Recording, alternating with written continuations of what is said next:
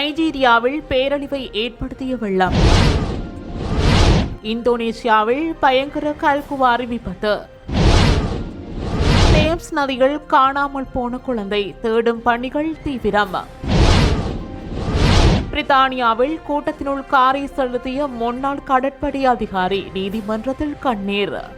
நைஜீரியாவில் பேரழிவை ஏற்படுத்திய வெள்ளத்தால் 100க்கும் மேற்பட்டோர் உயிரிழந்துள்ளனர். நைஜீரியாவில் ஏற்பட்ட கடுமையான வெள்ளப்பெருக்கால் உயிரிழந்தோரின் எண்ணிக்கை 117 உயர்ந்துள்ளது. பலர் இன்னும் காணாமல் போயுள்ளனர். இதுகுறித்து ஒரு உயர் அவசர நிலை அதிகாரி தெரிவித்துள்ளார். ஆரம்பத்தில் 21 பேர் இறந்ததாக அறிவிக்கப்பட்டிருந்த நிலையில் இந்த எண்ணிக்கை தற்போது கணிசமாக அதிகரித்துள்ளது. ஒரு அணை உடைந்ததே இந்த நெருக்கடிக்கு மேலும் ஒரு காரணம் என்று கூறப்படுகிறது.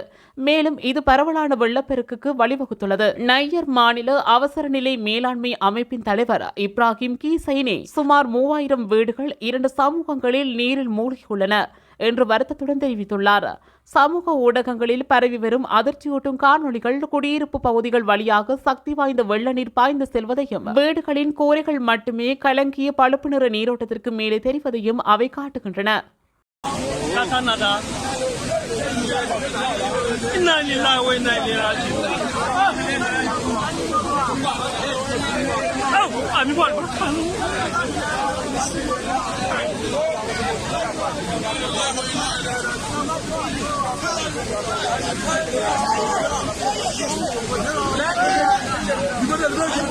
இந்தோனேசியாவில் ஏற்பட்ட பயங்கர கல்குவாரி விபத்தில் குறைந்தது 10 பேர் உயிரிழந்துள்ளனர்.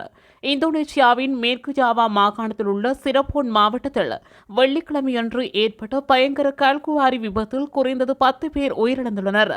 மேலும் 6 பேர் இன்னும் காணவில்லை என அறிவிக்கப்பட்டுள்ளது. இந்த சம்பவத்தில் இயற்கை கல்குவாரிகள் பணிபுரிந்து 20க்கும் மேற்பட்ட தொழிலாளர்கள் இடிபாடுகளில் சிக்கிக் கொண்டனர்.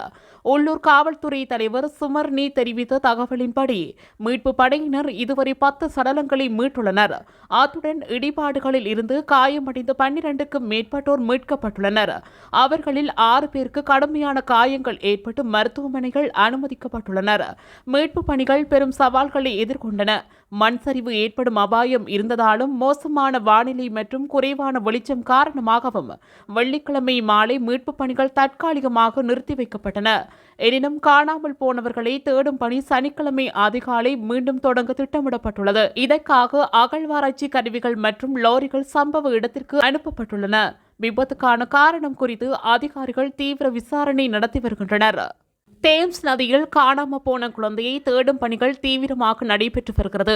தேம்ஸ் நதியில் குழந்தையொன்று காணாமல் போனதாக தகவல்கள் வெளியானதை தொடர்ந்து அவசரகால சேவைகள் விரிவான தேடுதல் நடவடிக்கையில் ஈடுபட்டன. நேற்று பிற்பகல் கிரேட்சன் ராயல் ரெடஸ்பியர் அருகே 2 குழந்தைகள் நீரில் தத்தளித்ததாக தெரிவிக்கப்பட்டதை தொடர்ந்து இந்த அவசர நடவடிக்கை எடுக்கப்பட்டது.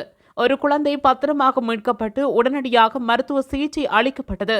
இருப்பினும் 2வது குழந்தையை தேடும் பணி தொடர்ந்து நடைபெற்று வருகிறது. பிற்பகல் 1:35 மணியளவில் இந்த சம்பவம் குறித்து தகவல் கிடைத்ததாக மாட்சிமை தங்கிய கடலோர காவல்படை உறுதிப்படுத்தியுள்ளது. தேடுதல் பணிக்கு உதவ பல முகவர் நிறுவனங்களின் சொத்துக்கள் பயன்படுத்தப்பட்டுள்ளன.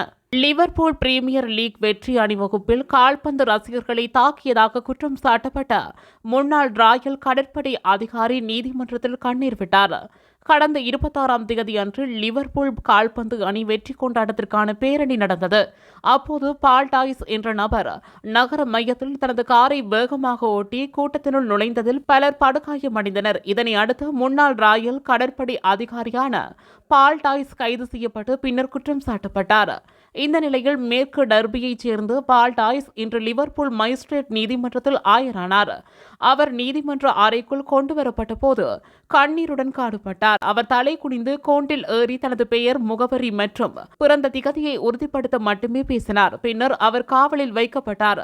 ஆபத்தான முறையில் வாகனம் ஓட்டியது, வேண்டுமென்றே கடுமையான உடல் விளைவித்தல் போன்ற குற்றச்சாட்டுகளை டாய்ஸ் எதிர்கொள்கிறார்.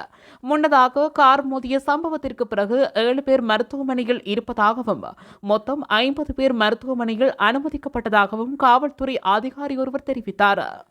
இதுபோன்ற செய்திகளை உடனுக்குடன் அறிந்து கொள்ள தமிழ் பிளஸ் யூடியூப் சேனலை மறக்காம சப்ஸ்கிரைப் பண்ணுங்க, கமெண்ட் பண்ணுங்க, ஷேர் பண்ணுங்க.